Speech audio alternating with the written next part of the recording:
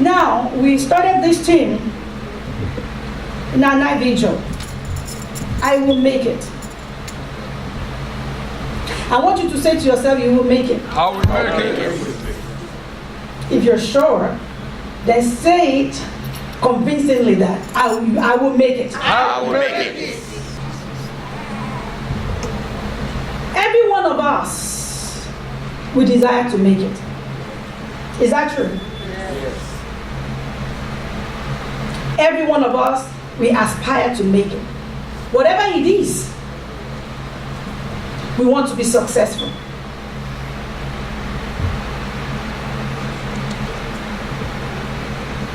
Anyone who goes to school, I'm not saying anyone who was pushed to go, it's different. But anyone who desires that I want to go to school to become somebody, to achieve something. Anyone who decides to go into a business, goes into that business to achieve something. Right? Yes. I hope those of us that came into the house of God today, we came with a purpose. How many of us came with a purpose? Or it's just Sunday, let us go. If that is the reason, if it's just Sunday, well, let me go. Then that is not too good. So whatever it is that you have put your mind to achieve, I want you to say to yourself, by the mercy of God, I will make it. By the mercy of God, I will make it. Okay. If you don't open By the mercy of God, I will make the it. Bible tells me in the book of Numbers, whatever I hear you say, that is what I will do. By His mercy, I will make And it. I've heard that a closed mouth is a what? It's a closed destiny. So when the word of God is powerful. When we're standing here, we're declaring and you're closing your mouth, it's up to you. One more time, I want you to declare it. That by the mercy of God, By the mercy of God, I will make it. I will make it. It is good to pray, but it is also good to pray with understanding if that prayer must be answered. If it is to be effective, we must pray with understanding. So I want us to go back to the scripture that we read this morning, Hosea chapter number 12. Hosea chapter number 12. We want to see how can we make it. I'm going to start from verse number 12. Chapter 12, verse number 1, sorry. Ephraim feeds on the wind and pursues the east wind. He daily increases lies and desolation. Also, they make a covenant with the Assyrians, and oil is carried to Egypt. The Lord also bring a charge against Judah, and will punish Jacob according to his ways. According to his deed, he will recompense him. He took his brother by the heel in the womb, and in his strength he struggled with God. Yes, he struggled with the angel and prevailed. He wept and sought favor from him. He found him in Bethel. I'm going to stop there for now. Verse 1 says, Ephraim feeds on the wind and pursues the east wind. He daily increases lies and desolation. Now, we have said we will make it. And as I said earlier on, there are goals, there are aspirations, there are desires that we have. And I believe we have been working, struggling to meet those goals and to achieve whatever it is that we desire. The question is, how have we been doing it if we are to make it? Yes, the scripture says, Ephraim feeds on the wind. What is it? What does it mean to feed on wind? Is it possible to eat wind? You can't see wind, so you can't eat it.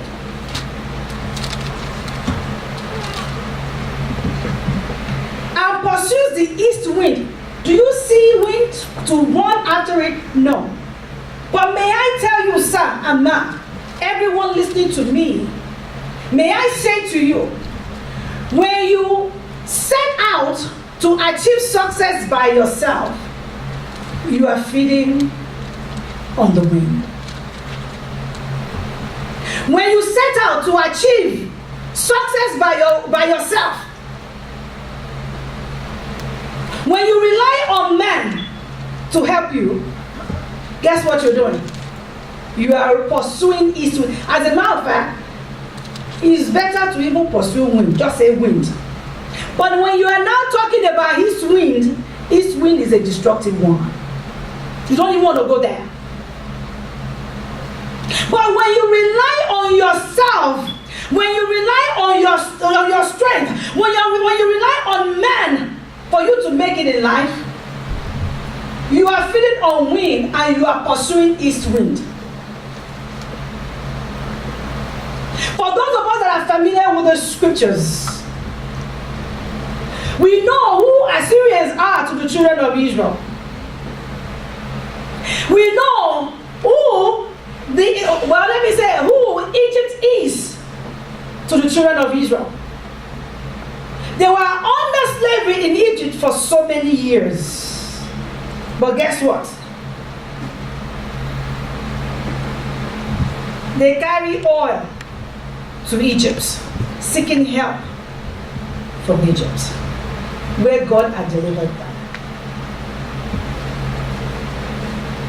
Assyrians, who were their enemy, they're making a covenant with the Assyrians. Because of what? They need help to be delivered from the punishment God inflicted on them because of their sins. You will not run to your enemy for help. Amen. You see the kind answer? Amen.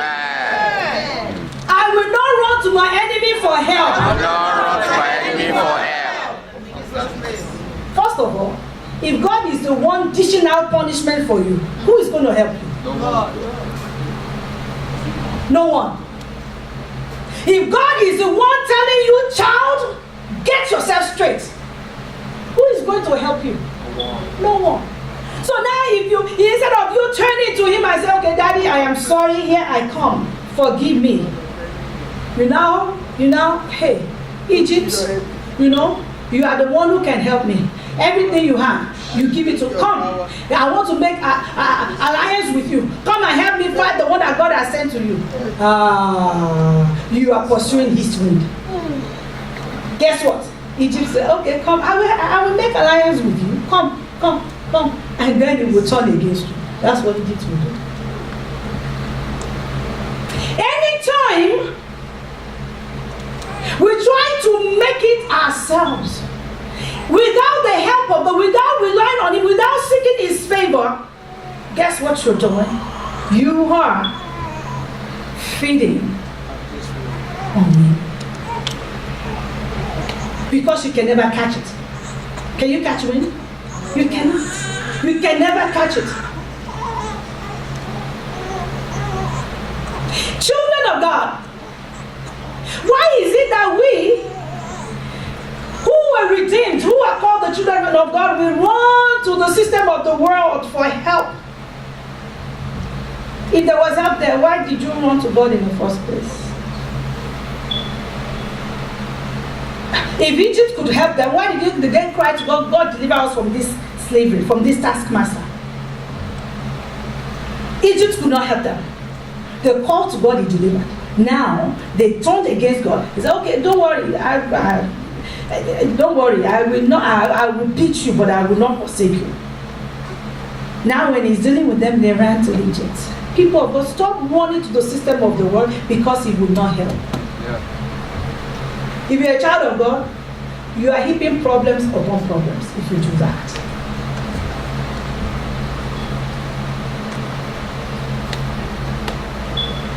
You want to make it, there is a way to make it. Apostle told us some on Friday during our night vigil. I just want to build on that. I want to add more to it. The Lord also brings it verse number 2. The Lord also brings a charge against Judah. I will punish Jacob according to his ways. According to his deed, he will recompense him. Now, this prophet is using somebody here for us to understand what he's saying. He took his brother by the heel in the womb. Who took his brother by the heel in the womb? Jacob. Thank you.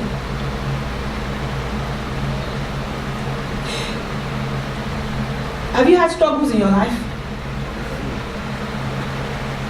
How have you been going about it? Have you been trying to do it your own way? You've been able to use your wisdom. Oh, I'm smart. I can make my way out of it. I know how to talk. By the time I'm done talking, they will be swept off their feet, and I will get what I need. It's feeding on the wind.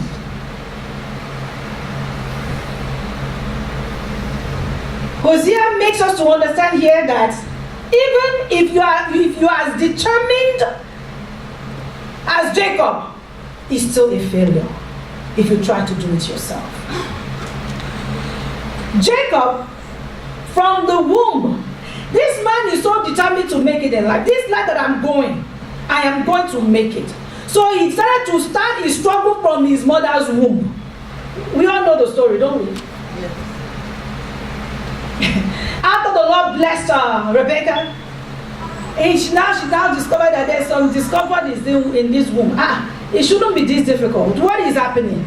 So he went to seek the man of God. What is going on in my womb? Then she was told that you are carrying 2 nations in your womb. And one is struggling. Because he was a determined man, he started struggling in the womb. Let's turn to Genesis chapter number 32. I don't know when your own struggle started, but guess what? I've been struggling for so long. No, you have not struggled as much as Jacob. Because he began his struggle right from the womb. And he said, this brother, I don't care if you're going to come first. I am going to beat you. I don't care. It doesn't matter how much you try. All I know is, if I cannot come to, even in the womb, I will show you.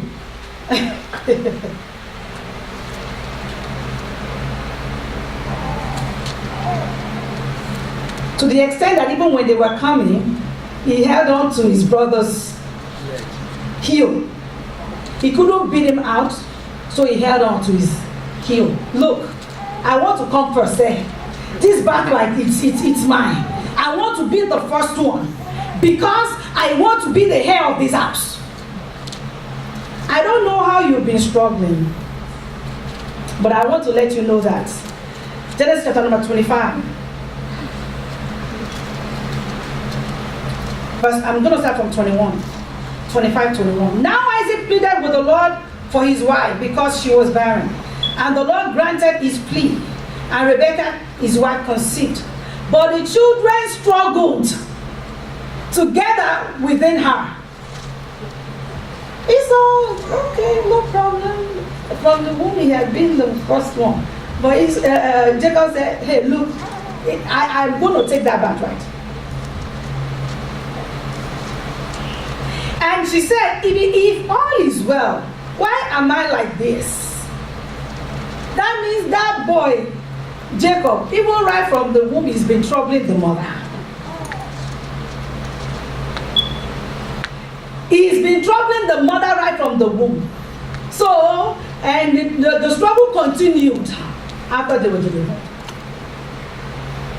The Bible says he struggled. If you go to Genesis chapter number 32, the Bible tells us that he struggled with God and with men, and he did what? He prevailed. He prevailed. Verse number 28, 32-28. And he said, your name shall no longer be called Jacob, but Israel, for you have struggled with God and with men and have prevailed.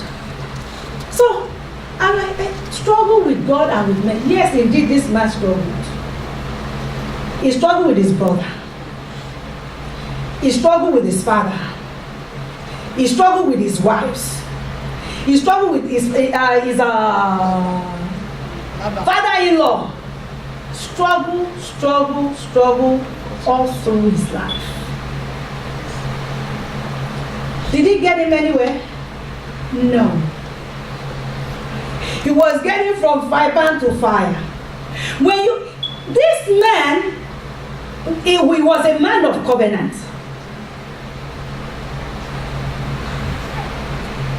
This man, God had a purpose for him. As a matter of fact, the mercy of God was so much upon his life that when he ran from his house, when his mother and his mother, they put plan together, you better run for your life because your brother is coming to kill you.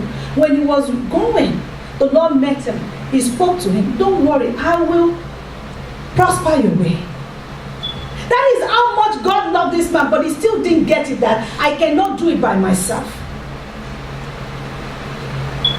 When he came out from the womb, he could not make it first. He said, don't worry, brother, I have another plan. He knows his brother loves food. He says, okay. One day he came back hungry from the farm, from hunting. He says, you have cooked. Oh, your food looks so good. And you know, I'm so hungry, I'm famished. Oh, give me some of your food. And this is another chance for me to take that birthright from you. Struggle. Why don't you just give me your birthright and I'll give you need food, I need birthright. Remember, he's been struggling from it from the womb. Doing it his own way by his power. That's what the scripture says. Give me that birthright. You know, we've been on it since we were in the womb. And I'll give you food. And that one too. Hey, may you not eat the food that will take away your glory from you in Jesus' name. Is it bad? What is it to me? I'm husband anyway. Okay, take it. Just give me food. That still was not. He saw. Even with that, he failed. Because Isaac has made up his mind to bless Esau. When it does not matter what trick you use. Whether you are streetwise or whatever, without God, you are wasting your time. And guess what? You are digging yourself deep into the pit. That's all you do. Isaac had made up his mind to bless Esau, whether he took the birthright or not. He said, my son, why don't you go and fetch me? You know the meat I like? Remember, we're talking about I must make it. But how will you make it? There is no need for you to struggle by yourself. So the man went and before he came back, this wise human wisdom, not God's wisdom, and his mother, why don't we put together our own plan? Just as you and I, we like to put together our own plan, which is not the plan of God, because we want to make it. Just get something, goat or whatever, kill it. I will make it the way your father like, and it will eat, and it will bless you. What is it after? That blessing. What are you after? If you go to Egypt for help without consulting God, you are pursuing his doing. That is going to come around and mess you up. Okay, they put together their scheme. And yes, indeed, the father blessed it, but what happened after that? He became a runaway. He couldn't even stay. The brother said, oh, it's not enough that you held my heel when I was coming. I didn't do anything. It's not enough for you to take my butter because I asked for food. I didn't do it. Now the blessing that was supposed to be for me, you took it again? That's it. He was planning to kill him. So, the mother heard. He said, okay, you know what, son? You need to run for your dear life. He took off. He ran.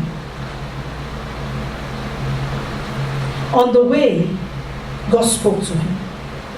But guess what? The struggle never left his life. When he got to Laban, his uncle, what happened? He continued to struggle. He wanted Rachel. He worked for 7 years. What did he get? Leah. The struggle continues. He had to work another 7 years. Toiling, in labor, whatever.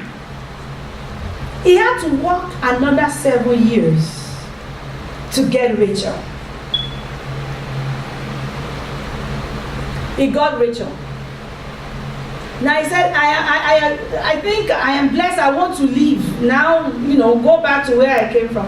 Laban said, since you came, the Lord has been blessing me. Guess what? Somebody is being blessed because of you, but you are still stubborn. It is not the will of God for you. The day you begin to do His own way, that day you will not struggle anymore. The day you stop relying on your wisdom, on your knowledge, on your understanding, on your strength, that day you remember that without God I cannot make it. That day your struggle will cease. I want us to go back to that book of Hosea. I want you to see, because I want you to understand what I'm talking about. Verse number 3. He says, he took his brothers by the heel in the womb, and in his strength, in your strength, you think you can do it? So he made another deal, Some of us, we think we are smart. Let me just calculate. One of our sisters that was ministering to us Friday before said, you can calculate all you want. She said, well, all I need to do is go to school some more, get my master's. By the time I get my master's, I'll be making this much. And, I will clear all my debt. She said, she had her master's now, is 6 years ago. But the debt is still there. You can calculate all you want. Guess what? Without the favor and the mercy of God, you are pursuing the wind. You're running after the system of the world. So he made a deal with Laban. But guess what did Laban do to him? He kept changing his wages. He was changing his wages. He was changing his wages. Until God had mercy on him. Like the apostle told us last, he started from 200 to 150, from 1,000. Is it 1,000? 1,000 to 800, 800 to 600, until it became 20 an hour. You're struggling. But instead of climbing up, you just see yourself coming down. Without God.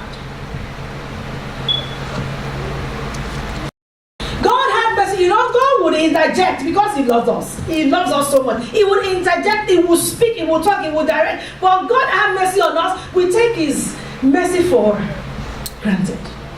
We still don't get it. I'm talking about the children of God. Oh, those people who want to make it out there, they are determined and they go with it. Doesn't matter who they step on, they make it. But guess what? We hear on the news, we see them. What is their end? Committing suicide. Because the joy is not really there. All they have is just vanity upon vanity. Alright? Finally, this man left. God granted him grace. God showed himself to him. Look, okay, I met with you at Bethel. Now depart and go. Thank God for His mercy. But before he left, God made sure he did not go empty-handed from the house of Laban, because God gave him a revelation. But this man still didn't understand that he needs to surrender everything totally, completely to God. Without Him, he cannot make it. He left. He was going. But remember the mess he created before. He ran from somebody. He ran from Esau. And God is saying, go back. He was going back to meet Esau. That is the passage that we read earlier on. That's where we're going back to. Chapter 32 of Genesis. Now it was time for him to go back.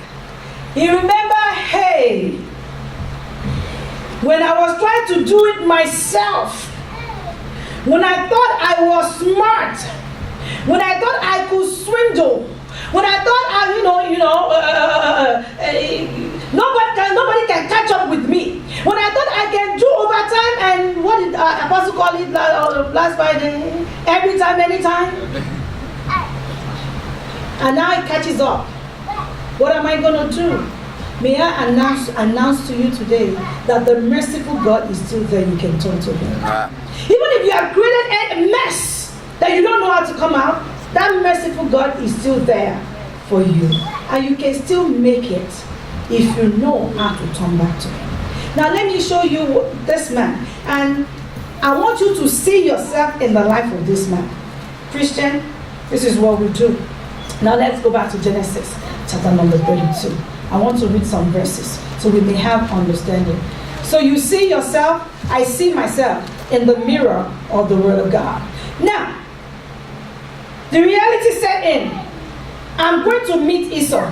What am I going to do? How would I? He remembered that he was going to kill him. That's why he ran. Now it's time for him to do what? Is he still in bitterness against him? He says, I know what to do. Again, falling back on his own strength.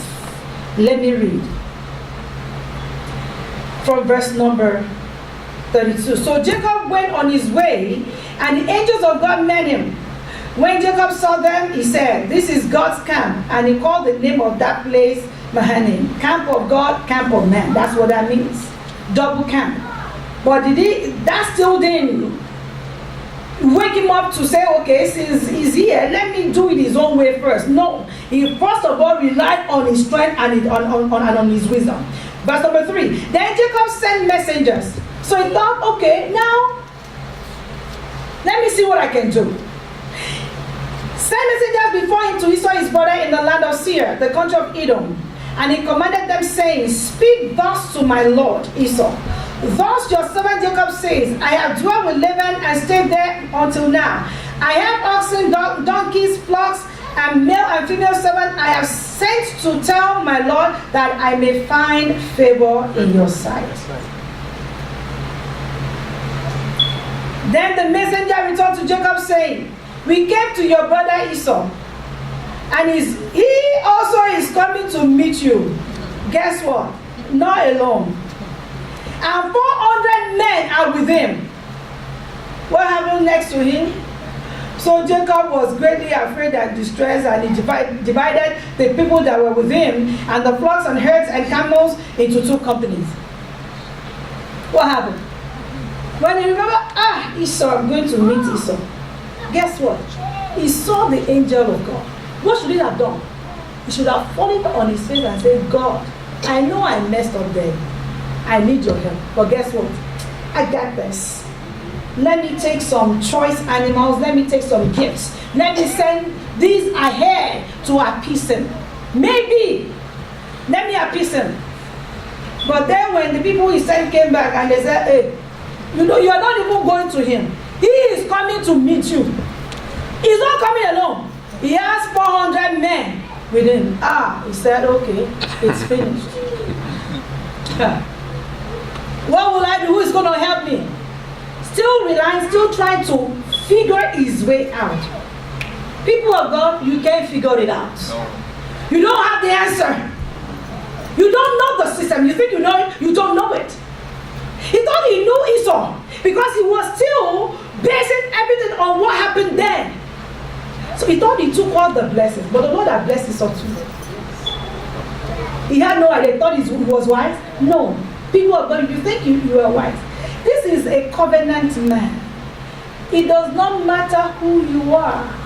If you work it your way, your own way, you will meet failure. Actually, what would you meet? You will meet fear and you will meet distress. And there's no way you can get what you're looking for.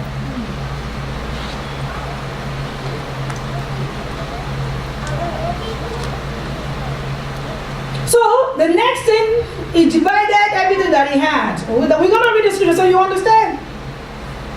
He was greatly afraid. I'm starting from verse number 7. So Jacob was greatly afraid and distressed, and he divided the people that were with him and the flocks, the herds, the camels into two companies. And he said, if Esau comes to the one company and attack it, then the other company, which is left, will escape. At least, I will not lose everything. So he's still using his wisdom. Okay, everything that I have, let me divide them into two. At least I will not lose all. If he attacks one, the others will escape. Then Jacob said, "Oh God of my father Abraham." That was when he now said, okay, I think I need God's help here. Isn't that what we do? We would have tried, labored, and struggled by our strength, or go to who we think can help us, go to who we think is there for us, go run here and there, or even run to the enemy, take shelter in the enemy, and then we'll come back. Okay, God, please have mercy. Even as we are doing our prayer, have mercy, we are still scheming. Continue scheming. I hope you will not die scheming. But the day you say, okay, God, it is you, I have no strength, that day your struggle ceases.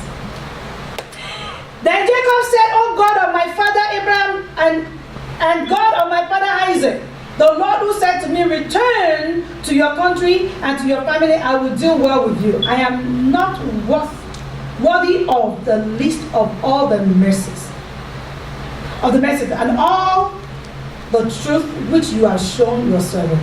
Now is that telling God, God, I know the least of your mercy, and even the people you have shown me all this, what that I've been living my life the way I wanted to live it, I'm not worthy. He continued, but let me jump. He prayed for deliverance. Verse number 11, I want you to see that. Deliver me, I pray, from the hand of my brother, from the hand of Esau, for I fear him lest he come and attack me and the mother and the children. For you said, I will surely treat you well and make your descendants as the sand of the sea, which cannot be numbered for multitude. May I quickly drop something in here, that our God is a God of covenant. He remembered the covenant that God had with him, and he held on to that. So, whatever you are going through, remember the word of God. What he has spoken to you personally and his word, that would help you. But that's not where I'm camping today. So he lodged there, verse number 13, he lodged there that same night and took what came to his hand as a present for Esau, his brother. Remember, he just prayed. Again, he tried another one. So, verse number 14, 200 female goats, 20 female goats and 20 male goats, 200 ewes and 20 rams, 30 milk camels and their colts, 40 cows and 10 bulls, 20 female donkeys and 10 fowls. Then he divided them to the hand of the servant, every drove by itself, and said to his servant, he tried again, pass over before me and put some distance between successive droves.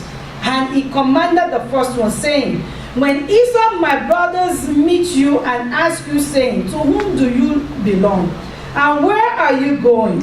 Whose are these in front of you? Then you shall say, they are your servant Jacob's. It is a present sent to my lord Esau. And behold, he also is behind us. So he commanded the second, the third, and all who followed the drove, saying, in this manner you shall speak to Esau when you find him. And also say, behold, your servant Jacob is behind you. For he said, I will appease him with the presence that goes before me, and afterward I will see his face. Perhaps he will accept me. So the presence went on over before him, for he himself lodged that night in the camp. He prayed the first prayer. Then he devised another means. Well, let me divide everything that I have. So the first one, the second one, the third one is still trying.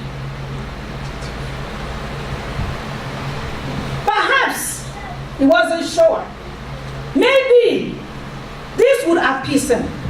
But now it got to one point when he realized that, look, if this man did not have mercy on me, then that is the end. He now did something that the scripture, Hosea, is encouraging you and I to do. If you want to make it, people of God, you have to quit trying. Your strength cannot carry you. Verse number 22. And he arose that night and took his 2 wives, his female servants, and his 11 sons, and crossed over the ford of Jabbok. He took them, sent them over the brook, and sent over what he had. Then Jacob was left alone, and a man wrestled with him until the breaking of day. Now when he saw that he did not prevail against him, before we come back there, actually before I continue the reading, when he now realized that, well, I have done all this, if God does not help me, no one can help me. It doesn't matter what I said ahead of, because I know what I have done. It doesn't matter what I said ahead of me. If God does not help me, I am finished. He said, okay, everything go. Just me and my God. Because he's the only one who can rescue. He began to wrestle. This is his last struggle. Today, as you pray, it will be your last struggle in Jesus' name. Amen. This time, he realized that without God, there's no way I can. There's no way. Without his favor, there is no favor from any man. Without his help, there is no help from any man. I don't know what you have been trying to achieve and you are using your own wisdom. Quit. You're wasting your time.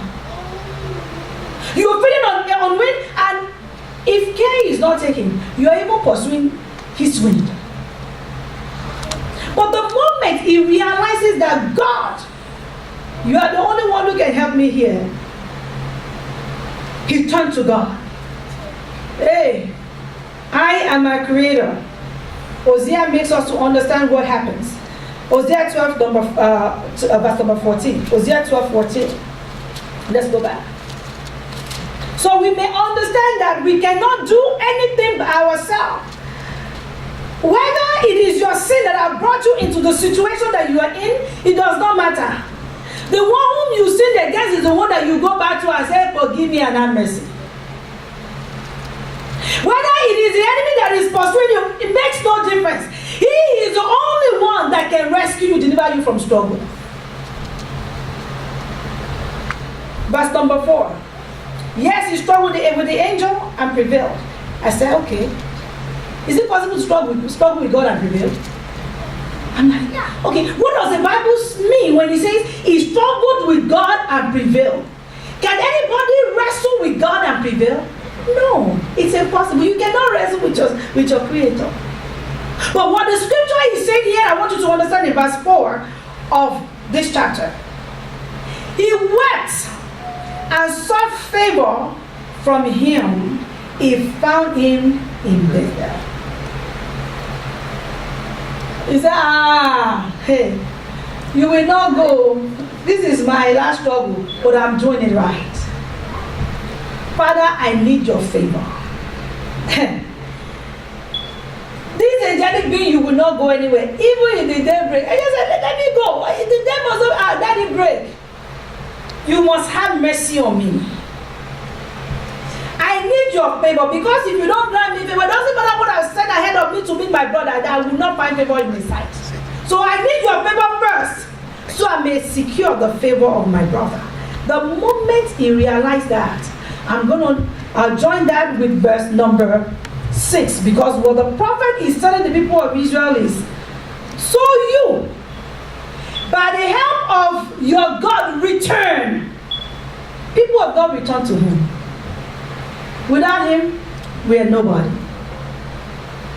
Observe mercy and justice and wait on your God continually. Wait on your God continually. That is how you will make it. That man said, all night, I'm going to wait on you. Because that favor I need. Without that favor, everything that I've acquired for 21 years will just go down the drain. That is what is called feeding on the wind. You think it's there, but if God does not spare you and spare those things, before you know, they're gone.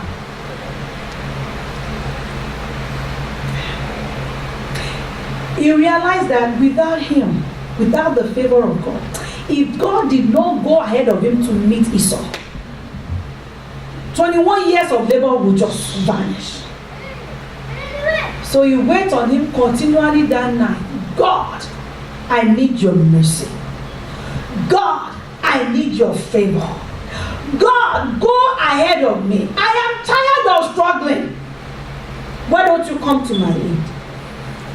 Hey, this is the month of June. You're going to rise. You're going to pray. And I want to tell you to change your ways. Change your ways. Quit trying to help yourself, because you can't. The moment you realize that without, hey, I have no strength, you have no strength, I can't. What do you think is the littlest thing in your life? Without the help of God,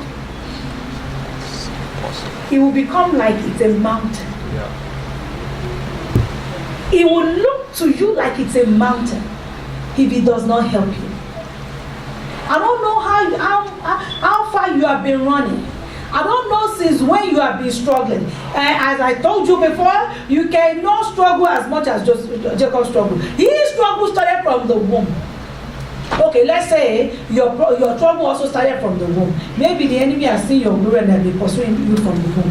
Even if that is your case, may I announce to you that the God who favored Jacob, the Lord who had mercy on him, it doesn't matter how much you have tried, you think you are wise, you are smart, you can, you are shrewd, you can forge your way ahead, they can't catch up with you. Hey, I encourage you to stop, because one day it will catch up. I encourage you today to turn around and leave it to him and let him carry. Let us close our eyes. I want you to take this prayer. Father, I release my struggle to you. If you don't release it to him, God continue carrying it. But I don't